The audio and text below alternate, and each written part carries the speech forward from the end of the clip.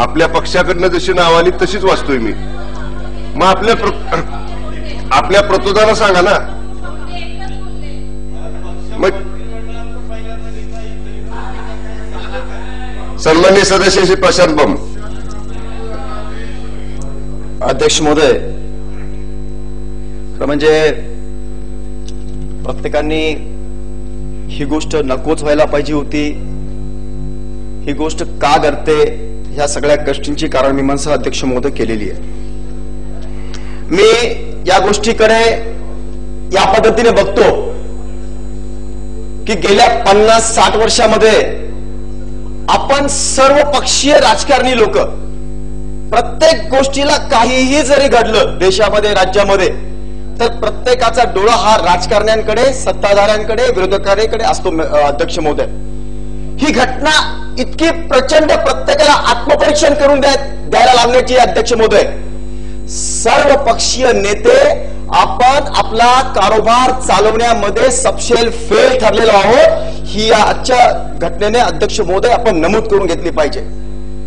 अध्यक्ष महोदय, जे घडलं, ज्या पद्धतीने घडलं, या गोष्टीच्या स्टेजेस कित्येक वर्षापासून. अध्यक्ष महोदय, सत्ता कुणाची वगैरे मला अजिबात जायचं नाही, त्याच्यामध्ये राजकारण करायचं नाही असं बोलता बोलता बऱ्याच गोष्टी कोण कधी केलं, काय केलं, याच्यापेक्षा योग्य वेळी योग्य निर्णय घेऊन त्या नराधमांना अटक करण्यात आलेली होती.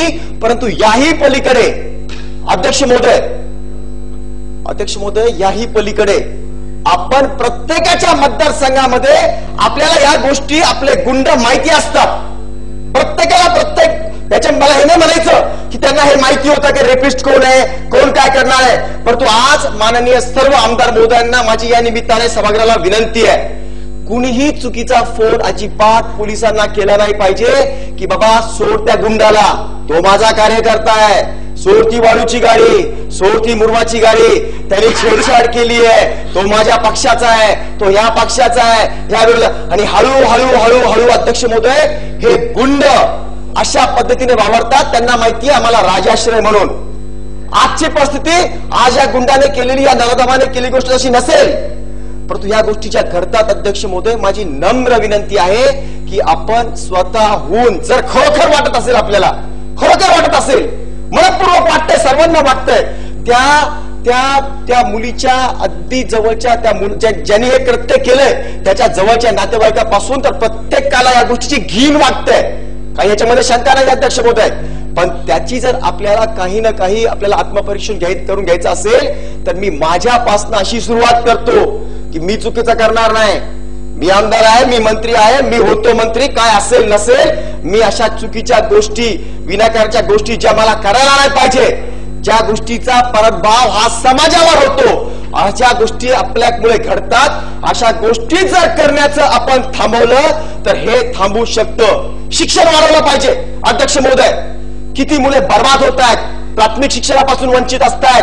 त्यांना अध्यक्ष महोदय इल्लीगल दारूचे अड्डे अध्यक्ष महोदय या पूर्ण राज्यामध्ये कित्येक वर्षापासून स्थापन झालेले आहेत. त्याला आता थांबवण्याची गरज आहे. मी जास्त बोलणार नाही अध्यक्ष महोदय, पण तुम्हाला इतकंच सांगायचं होतं या निमित्ताने की देश आणि राज्य चालवताना जेव्हा स्वातंत्र्य मिळालं, पहिलं काम होतं देशामध्ये सुरक्षा. अन्नधान्य नंतरची गोष्ट अध्यक्ष महोदय, घटनेमध्ये सुरक्षा अगोदर आहे. 60 वर्षात आपण सुरक्षा देऊ शकलो नाही, याच्यापेक्षा शरमेची बाब अजिबात असूच शकत नाही. पण जे आहे त्याच्यावर आपल्याला पुढे जावं लागेल.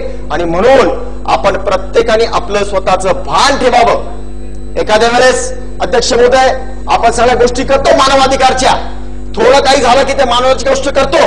पण या निमित्ताने मला एक गोष्ट सांगायची अध्यक्ष महोदय, या कित्येक दिवसापासून घटना घडतायत.